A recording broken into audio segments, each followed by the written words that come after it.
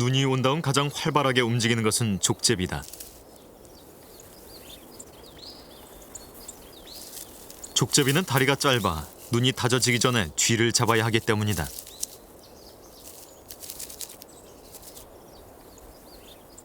나무 뒤에서 얼굴을 내민 담비. 담비는 삭과 더불어 먹이 사슬의 최상층을 차지하는 포식자다.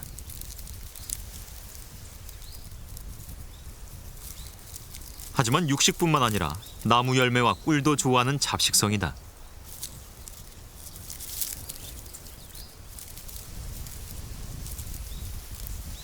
작고 둥근 귀, 윤기 있는 털의 몸통은 노랗고 머리는 검다.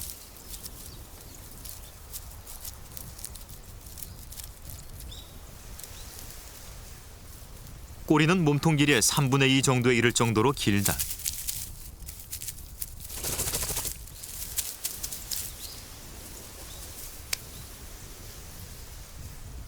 담비는 나무를 잘 탄다. 나무와 나무 사이를 점프해 이동하면서 청설모를 노리기도 한다.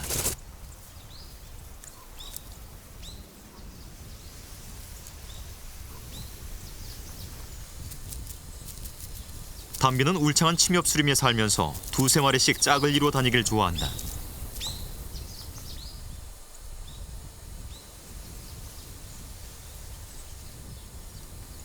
무인 카메라 앞으로 다가온 담비. 족제비과 동물 특유의 호기심과 장난기가 발동한다. 녀석들은 무리를 지어 사냥을 하면서 너구리, 오소리, 사양노루 등을 잡아먹기도 해 작은 호랑이로 불린다. 담비는 독특한 방법으로 자신의 세력권을 표시한다. 자주 이용하는 바위에 올라가 항문선에서 나오는 분비물을 묻혀 영역을 주장하는 것이다.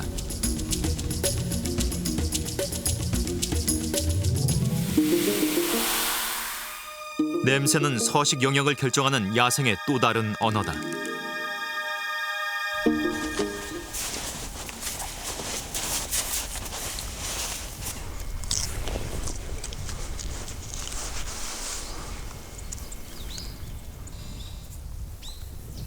겨울바람 속에서도 생명의 흔적은 가지 끝에 매달려 있다.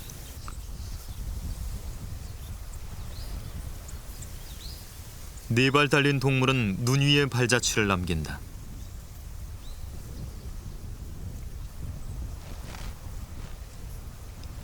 눈밭에서 고라니가 이동 중이다.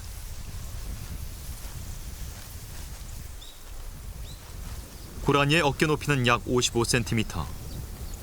쌓인 눈은 이미 배밑까지 닿았고 발은 푹푹 빠진다.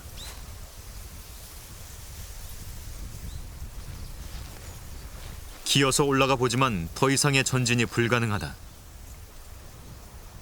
눈이 녹기를 기다려야 한다.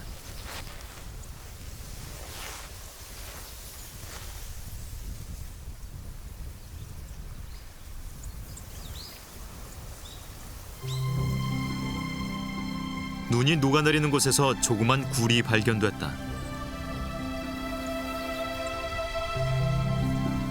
땅 위에는 쥐가 만든 통로가 드러나 있다. 본래 눈 밑에 파놓은 것이 녹으면서 드러난 것이다. 눈과 지면과 바짝 된 부분을 통로로 이용했습니다. 여기가 가장 온도가 따뜻하고 먹이를 구하기 쉬운 위치죠. 아주 길게 또 그 거미줄처럼 종으로 횡으로 마른 풀로 둥글게 말아 만든 대륙 밧쥐의 은신처도 노출돼 있다.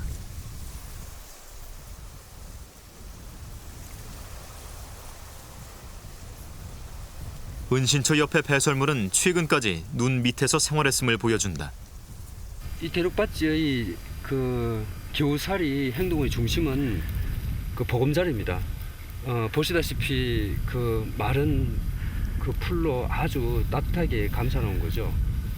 그리고 그 옆에 가장 이제 하루에 여러 번 이용해야 되는 분장 즉 똥무대기가 있고요.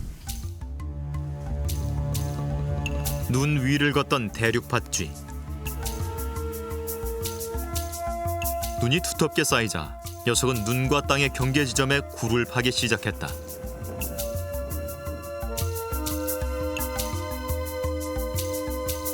통로의 중심지에는 마른 풀을 모아 보금자리를 만들고 그 옆에 화장실을 마련했다. 눈이 쌓여 있을 때는 안전한 보금자리였지만 눈이 녹으면서 땅 위에 노출된 것이다. 눈이 녹지 않은 곳을 파봤다. 거미줄처럼 사방으로 연결된 통로가 건설돼 있다.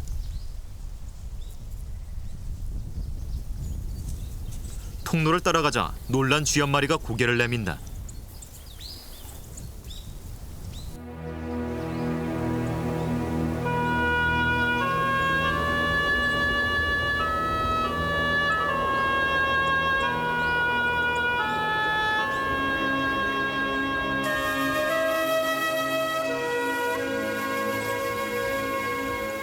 겨울숲은 생명의 흔적을 가장 잘 드러낸다.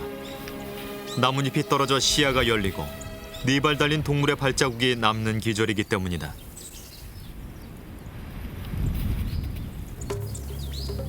눈 위의 발굽은 노루가 지나가면서 남긴 흔적이다.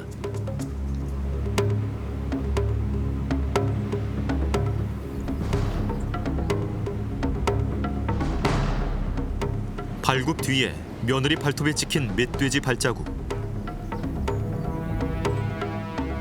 멧돼지가 자주 지나다닌 곳엔 길이 나 있다. 멧돼지의 길을 따라가 보았다. 땅을 파헤친 흔적이 나왔다. 멧돼지는 눈 아래 얼어붙은 땅을 80cm 이상 파고 들어갔다.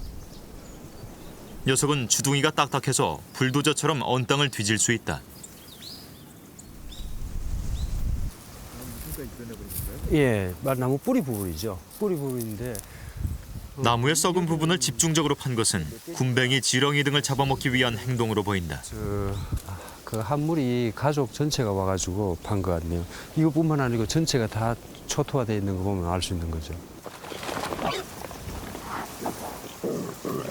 멧돼지는 계절별 먹이를 찾아 넓은 지역을 이동한다.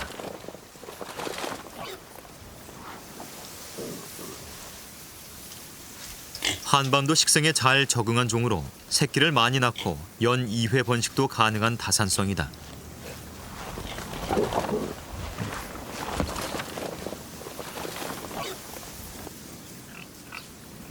녀석은 주로 땅을 파서 식물성 먹이를 구하는데 상체가 크고 하체가 짧은 체형이어서 땅을 파기에 유리하다.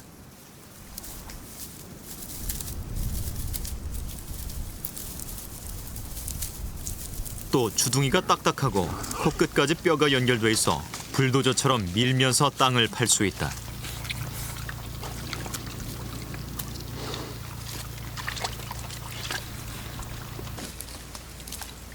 멧돼지는 몸에 땀샘이 없어 항상 몸이 뜨겁다. 그래서 뛰거나 활발한 활동 뒤에는 물을 찾아가 몸을 식힌다.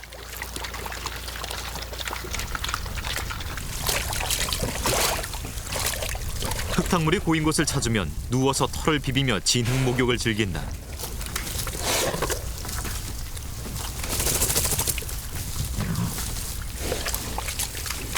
털에 붙은 기생충과 진드기를 털어내기 위한 것이다.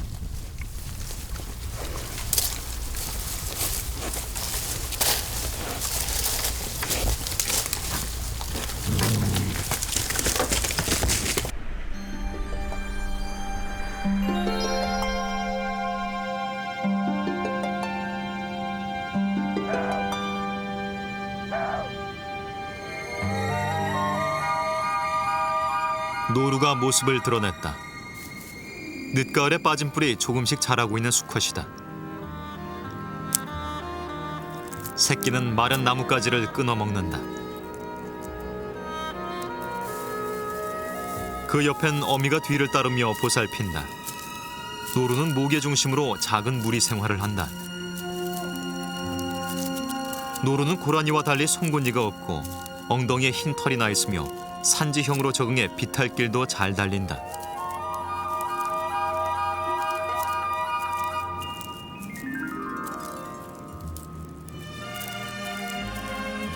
새끼는 먹이에 미련이 남지만 언덕을 넘는 어미를 따른다.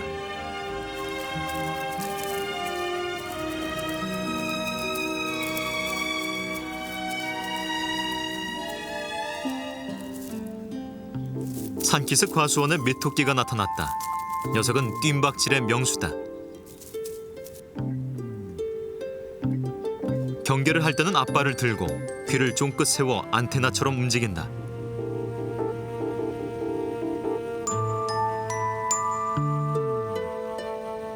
위협을 느끼면 큰 뒷발로 도약해 순식간에 사라진다.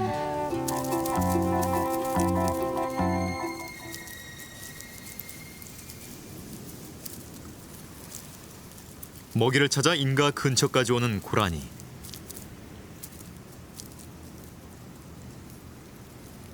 먼저 냄새를 맡아보고 마른 잎을 뜯어먹는다.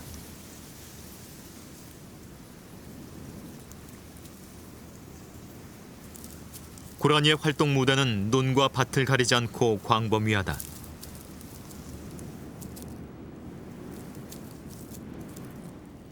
(20여) 분간 먹이 활동을 마치면 엎드려 휴식을 취하면서 되새김질을 한다.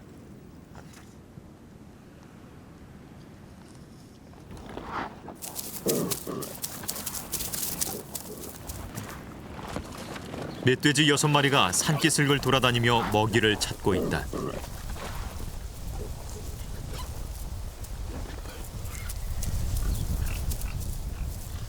멧돼지 발굽 소리에 놀란 것은 고라니.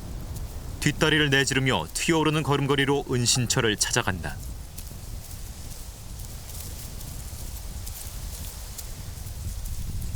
고라니가 멈춰섰다.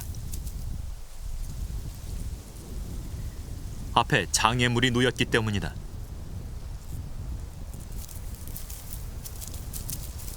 이리저리 살핀 고라니가 뒤돌아온다.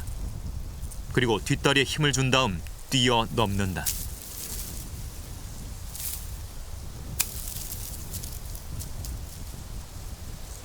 고라니는 2m 이상의 높이도 뛰어넘는다.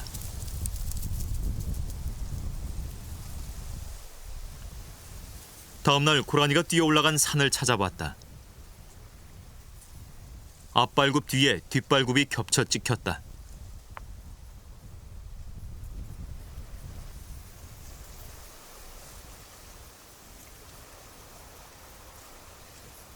고라니 똥은 검고 1cm 정도의 크기의 타원형이다. 야생동물에겐 그들만의 언어가 있다. 고라니는 송곳니로 나무를 긁어 자기 영역을 주장한다. 이 줄기를 긁어놓은 거거든요. 송곳니로 긁으면서 이렇게 보풀하기가 하고 있죠. 그래서 연필보다 가늘거나 연필곡기, 이제 가느다란 나무 줄기에다가 이렇게 송곳니로 긁어서 보풀하기를 만들어 놓거든요. 고라니는 고개를 들어 송곳니로 긁기 때문에 높은 위치에 흔적을 남기고, 노루는 고개를 숙여 뿔질을 하기 때문에 낮은 위치에 흔적을 남긴다.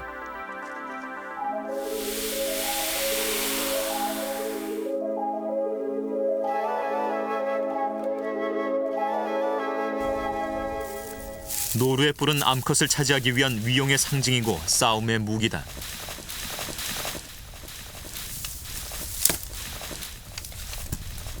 노루의 뿔질이 필사적이다. 자신의 영역에 다른 수컷이 들어와 나무에 흔적을 남겨 자극을 받은 것일까? 뿔이 자라면서 가려움이 심해졌기 때문일까? 나무 흔적은 영역 확보와 의사소통의 도구다.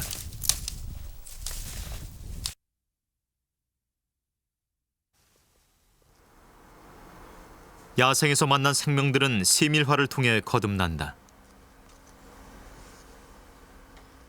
최현명 씨는 지난 10여 년간 한반도에서 사라진 야생동물을 찾아 동북아를 돌아다녔고 그들의 생태를 그림으로 표현하고 있다.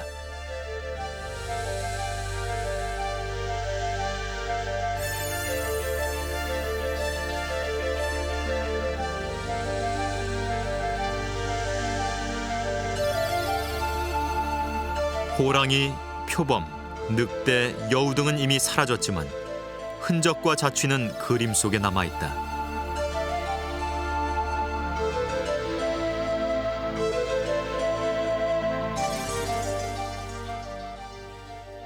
야생의 삶을 이해하는데 배설물은 최현명에게도 가장 중요한 단서다. 배설물 하나하나에는 그들의 먹이, 지나간 시간, 건강 상태 등 다양한 정보가 응축돼 있기 때문이다. 물동태. 착하게 하려고. 곰똥 완전 사람똥이더라고요. 예, 사람. 이건 이제 개과 동물인데 발바닥 하나도 쉽게 보아 넘기지 않는다. 앞발 비교죠 이제. 앞발이 무게 중심이 앞에 있으니까 주로 발발이 벌어지고 뒤쪽으로 이제 차는 역할을 하니까 모아지고. 이거 같은 경우 이제 오줌 자국은 암수를 비교하는 중요한 단서가 된다. 오줌 자국 비교죠. 뭐 아시다시피 수컷은 다리 한쪽 다리 들고 하니까 발자국이 하나 안 보이고 암컷은 앉아서 노니까 뒤쪽이 비교.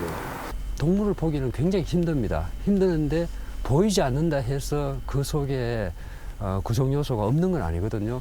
그런데 그 흔적과 자체를 따라가다 보면은 결국에는 그 동물도 보게 될 수 있고 그 숲의 건강성도 알 수 있고 그 구성원도 알 수 있다는 거죠. 러시아 국경과 인접한 중국의 헤이룽 장성. 이곳은 한반도에서 사라진 야생동물이 어렵게 명맥을 이어가는 곳이다. 산기슭을 헤치고 다니는 꽃사슴. 한때 한반도 전역에 분포했지만 일제강점기 이후 사라진 종이다. 꽃사슴은 귀를 세워 주위를 살피며 움직인다.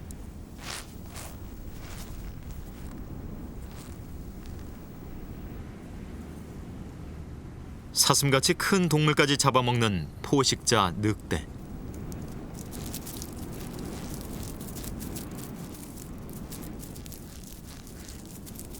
사냥은 무리지어하며 내부 서열이 엄격하다.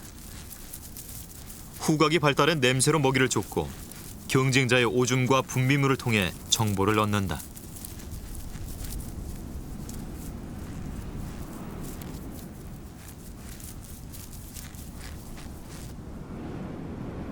한반도와 식생이 비슷한 헤이룽 장성.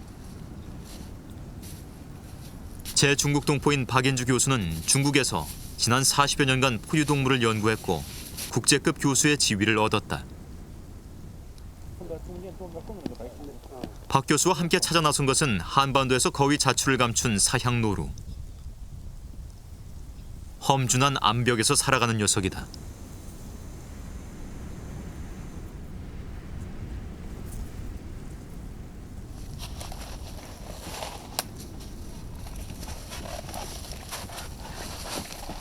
협곡을 타고 오르자 바위 아래 양지 바른 곳에서 사냥의 쉼터가 발견됐다. 여기 이게 암수 구별이 되거든요. 똥. 뒤쪽으로는 깎아지른 암벽이고 앞은 시야가 터진 곳이다. 낙엽 위엔 사냥의 배설물이 수북히 쌓였다.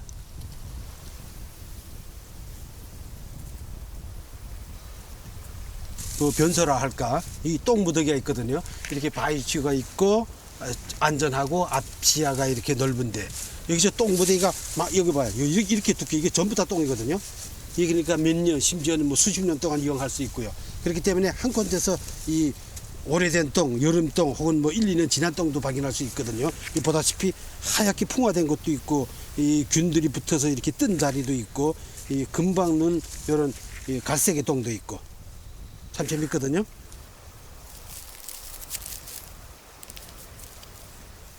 사냥은 천적을 피해 가파른 암벽을 서식지로 선택해 살아간다. 암수 모두 머리에 뿔이 있고 먹이가 적은 겨울에는 나무 껍질 등을 끊어 먹는다.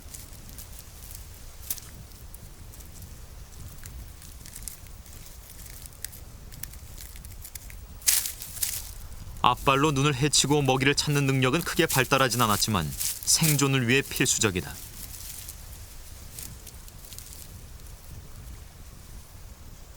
사냥이 경사가 급한 암벽에서도 미끄러지지 않는 것은 발굽 때문이다. 발굽은 옆으로 넓게 벌어져 지지 역할을 하고 발바닥은 탄력이 좋아 바위에 밀착된다.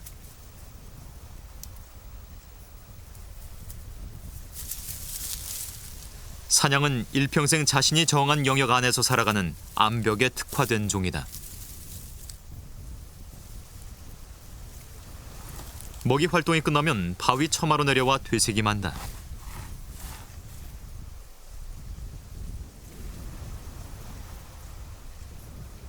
절벽 아래 쓰러진 고목 위를 건너간 발자국이 발견됐다. 나무를 타고 건너간 동물은 누구일까? 발굽을 가진 동물 중에 나무를 건너갈 수 있는 동물은 거의 없다. 이 사양노루는 이런 나무, 요것도 더 경사진 것도 갈 수 있어요.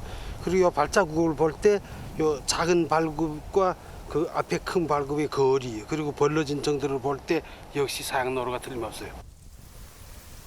발굽 뒤에 잘 발달한 며느리 발톱. 사형노루가 고목을 건너고 나뭇가지를 붙잡을 수 있는 비결이다.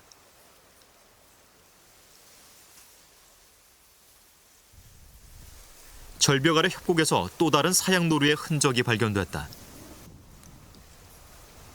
지나다니는 길에 눈 배설물이다. 크기는 사냥보다 작은 7mm 정도고 낙엽을 먹었는지 갈색이다. 똥도 뭐 1cm, 근 2cm도 가는데 그보다도 많이 자고. 사향노루의 배설물 바로 옆에서는 담비의 흔적이 발견됐다. 여기 오줌 자리에서 요 뼈 부스러기 여기, 그리고 이쪽에 요 털들이 이렇게 여기 다 쌓여 있고요. 그리고 근처에는 사향노루의 털이 여기저기 널려 있었다. 천적관계인 사향노루와 담비. 흔적과 목격담을 근거로 유추해보면 사향노루는 고목을 건넜고 발굽 사이에서 분비액을 뿌려 자신의 영역을 표시했다. 협곡에 사는 담비는 발자국에서 사향노루의 냄새를 맡았고 뒤쫓아가 사향노루를 잡아먹는 천적관계를 흔적을 통해 살펴볼 수 있다.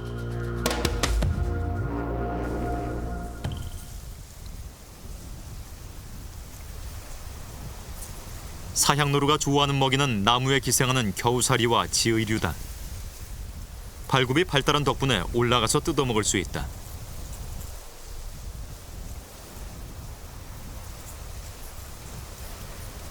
오랜 산의 끝에 어렵게 사향노루를 발견했다.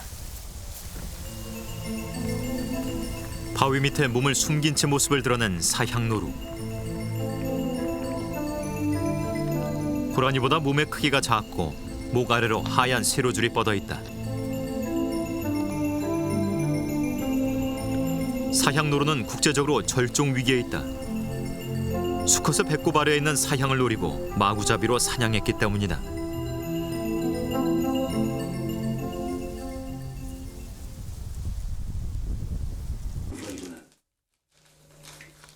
산행을 마치고 숙소에 돌아오면 곧바로 흔적 분류 작업이 진행된다.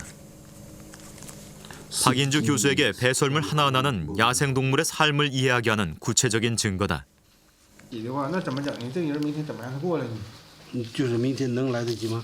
야생동물을 보는 것은 순간이지만 흔적은 시간의 지역을 넘어 동물과의 대화를 가능하게 하기 때문이다. 요거는 조금 큰 동물의 털이구만. 산행 중에 찾은 검독수리의 펠릿을 분해해보았다. 펠릿은 육식성 새들이 먹이를 완전히 소화하지 못하고 입으로 토해낸 것이다. 제일 검은색의 길고 검은색의 광택에 있는 털은 청설모의 것이다. 청설모 털이거든요. 노란색이 나는 것이 이 쪽제비 털이거든요. 쪽제비 이거 가이드 털로 긴 것, 그다음에 그 속에는 솜털. 분해 결과 검독수리는 족제비와 청설모 그리고 쥐를 잡아먹은 것이 확인됐다.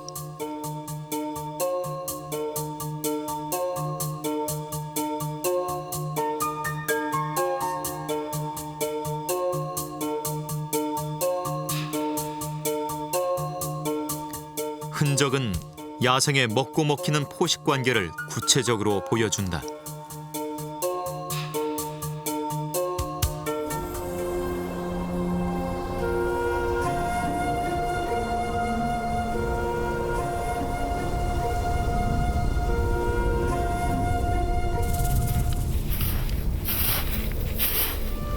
눈 위를 누군가 꼬리를 끌고 지나갔다.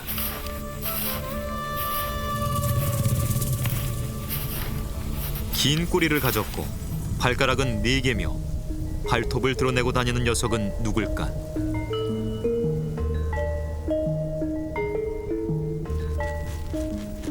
여우가 나타났다.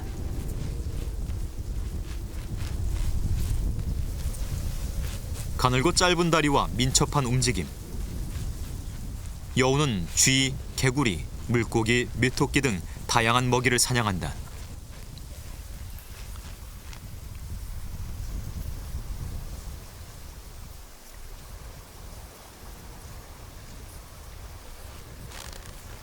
여우가 냄새를 맡으면 눈을 뒤진다. 시각과 청각이 좋지만 사냥은 후각에 의존한다. 여우가 눈을 파기 시작했다. 앞발을 번갈아가며 파고 두 발을 모아 파낸 눈을 끌어내린다.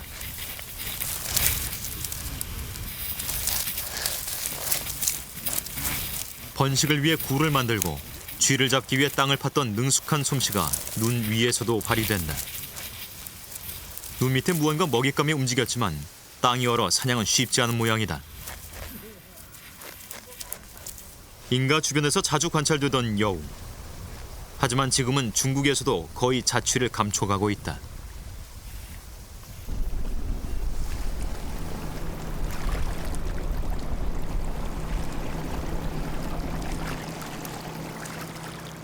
낙동강의 지류인 남강의 댐을 만들면서 형성된 진양호. 주변에 암벽이 많고 물고기가 풍부해 국내 최대 수달 서식지로 알려진 곳이다. 수달의 흔적을 찾아 물가 주변 바위를 살펴보기로 했다. 위로 바위 지붕이 있고 그 밑에 넓은 공간이 확보된 곳. 수달이 즐겨 찾는 놀이터다. 다녀간 횟수와 시간은 배설물이 말해준다.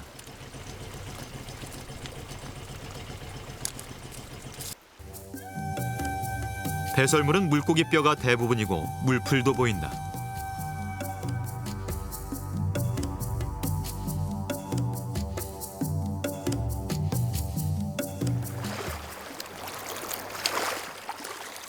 진양호에는 최근 수달을 위한 휴식섬이 마련됐다.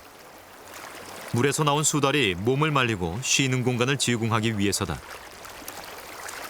아직은 실험 단계지만 휴식섬의 실효성은 흔적을 통해 확인된다. 지난밤 수달은 이곳에서 진흙 목욕을 했고 발자국을 남겼다. 여기서 올라와가지고 이렇게 한 바퀴 빙 돌다가 지금 여기 흙을 파난 자국이 있습니다. 여기는 자기가 털을 고르고 물기를 빼기 위해서 지금 여기 와서 몸을 비비고 한 자국입니다.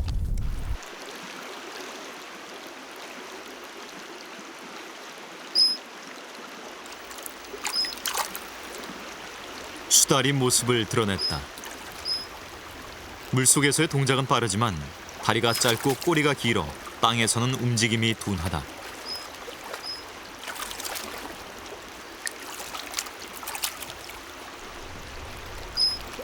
가늘고 긴 체형은 헤엄치기에 유리하다.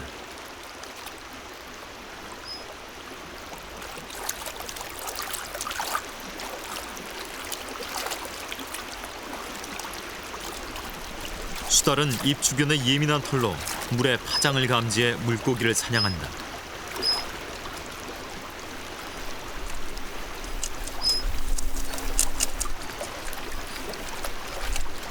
물갈퀴가 있는 발은 넓고 강해서 미끄러운 먹잇감도 놓치지 않는다. 수중 생태계의 정점에 있는 포식자 수달. 하지만 수달은 육지 생활을 하다 먹이 사냥을 위해 물로 들어간 진화 과정의 동물이어서 물에서 완전히 자유롭지 못하다. 틈틈이 물 밖으로 나와 허파로 숨을 쉬어야 하고 차가워진 체온을 높여야만 생존할 수 있다.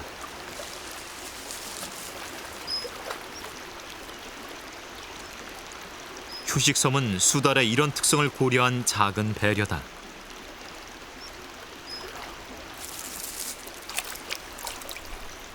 배설 또한 물이 아닌 육상에서 이루어진다. 수달의 배설 습성을 집중적으로 살펴보기로 했다. 먼저 땅의 냄새를 맡고 똥자리를 정한 다음 배설한다.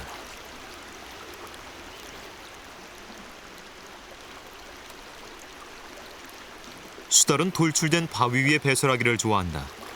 평평한 곳에서는 일부러 돌을 끌어올린 다음 그 위에 배설하는 모습이 여러 번 관찰됐다.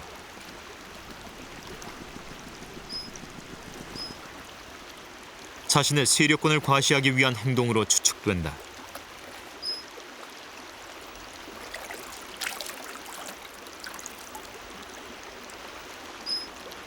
수달이 진흙이 쌓인 섬에 올라왔다.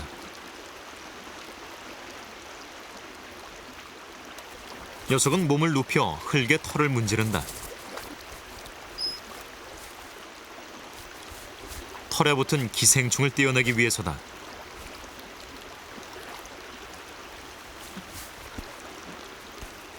수달의 털은 보온과 방수 능력이 뛰어나다. 수중 생활을 위해서는 청결하고 섬세한 털 관리가 뒤따라야 한다.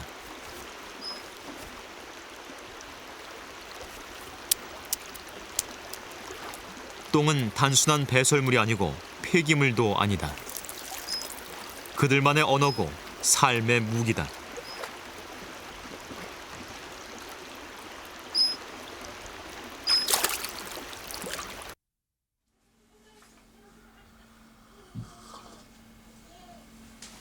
포유 동물에 대한 연구가 부족한 현실에서 최태영 씨는 우선 과제로 흔적에 관심을 두고 자료를 정리해왔다.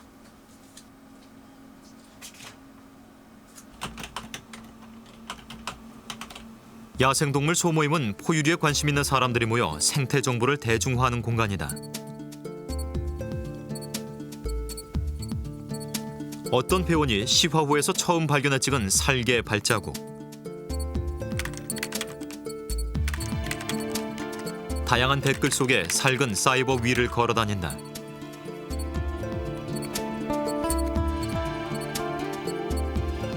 물고기를 잡아먹은 족제비.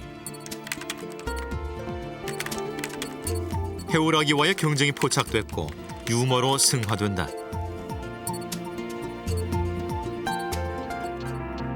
야소모는 지난 7년간 정기적인 현장 답사를 통해 야생동물에 대한 이해와 공감을 추구해왔다. 그리고 그 밑바탕이 된 것은 흔적 조사였다.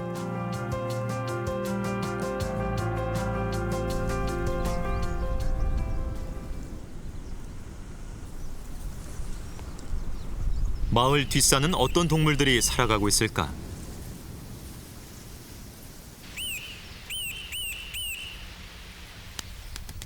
동고비가 진흙을 물어와 집 짓기에 바쁘다. 딱따구리가 뚫어놓은 구멍을 재활용하는 것이다.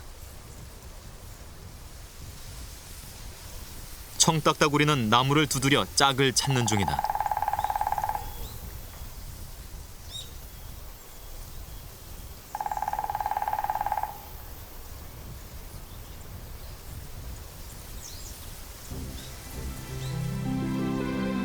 나무 밑에 열매들이 널려 있다. 누군가 일부러 저장해 놓은 것이고 끝은 이빨로 예리하게 잘려 있다. 정체를 밝혀주는 단서는 인근에서 발견된 배설물이다. 금빛이 나는 쌀 모양의 하늘다람쥐똥. 나무 틈새는 오리나무 열매들이 모아져 있고 그 옆에는 하늘다람쥐의 똥이 보인다. 겨울철에 어린 열매를 꺾어서 한쪽에 또 모아놨거든요. 그래서 하늘다람쥐 똥과 열매를 모아놓고 또 열매를 모아놓고 먹으면서 만들어진 그 부스러기들이 한 군데 이렇게 모아져 있습니다. 하늘다람쥐는 그동안 먹이 저장 습성이 없는 것으로 알려져 왔다. 하지만 나무 밑둥에서 발견한 열매들과 똥은 겨울철에 저장 습성이 있다는 새로운 사실로 하늘다람쥐를 이해하게 해준다.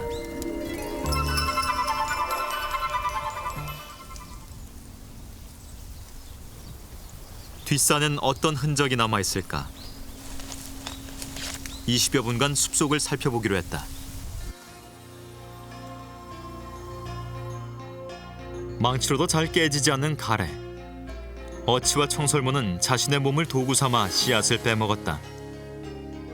한쪽을 깨서 절반이 쪼개졌거든요. 이게 쪼개지면 찾은 흔적을 한 곳에 모아봤다. 나처럼 예리하게 가지를 자른 것은 메토끼의 암니다.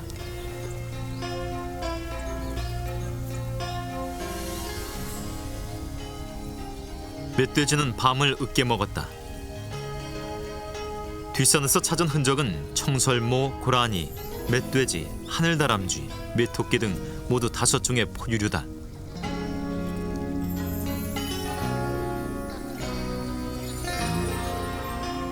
눈에 잘 띄진 않지만 흔적은 그들의 존재가 가까이에서 숨쉬고 있음을 입증한다.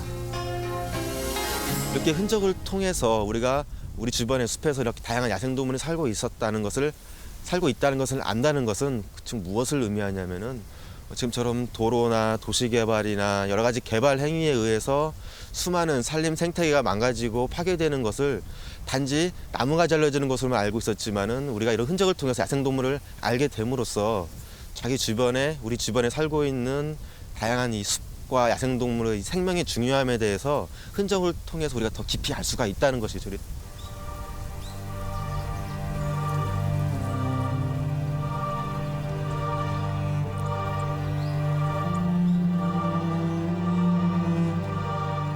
겨울숲엔 생명의 흔적만 있는 것이 아니라 죽음을 부르는 흔적도 널려 있다.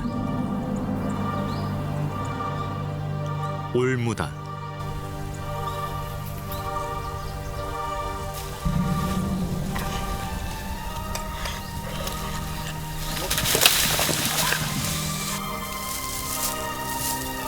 멧돼지의 강한 완력도 올무에서 벗어나지 못한다.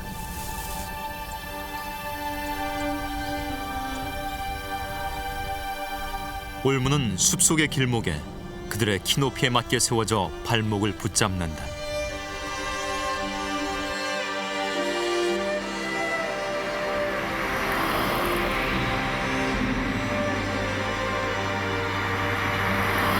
청설모가 길 위에 누워있다.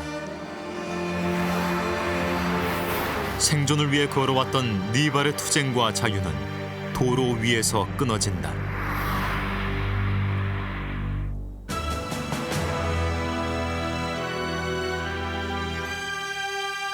사냥꾼으로 살아가는 자는 발톱을 키웠고 도망자는 낮게 엎드려 빨리 숨는다.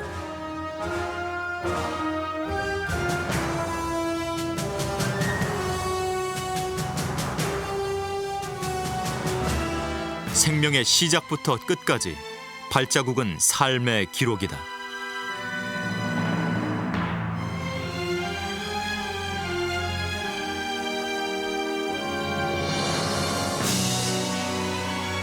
자연의 생명은 저마다에게 적합한 발걸음을 주었고 생존을 향해 쉼없이 뛰게 했다.